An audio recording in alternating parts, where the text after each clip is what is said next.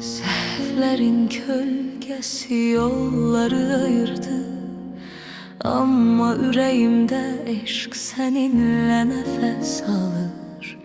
Hər xatirə bir üsyan, hər baxış səni çağırır.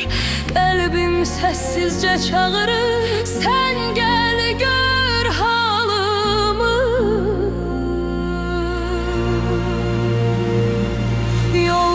Yollar soyuq, hər addım sənsiz. Səsin ruhumda bir bahar kimi. Sözlər susur amma ruhum səni çağırır.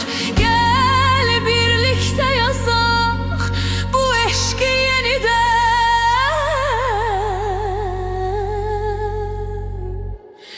Bir duysan, bir gelsen, her hatirem seni aktarır. Sensiz dünya susar. Bu eşk başka, diller aciz, gözler yolda. Gel ruhum hele seni aktarır.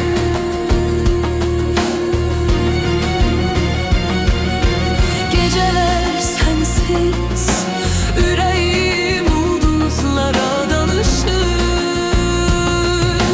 Her nefes seni çağırır, kalbim adınla titreyir. Sözler biter, zaman geçer ama bu eşk hele de seni gözleyir. Seni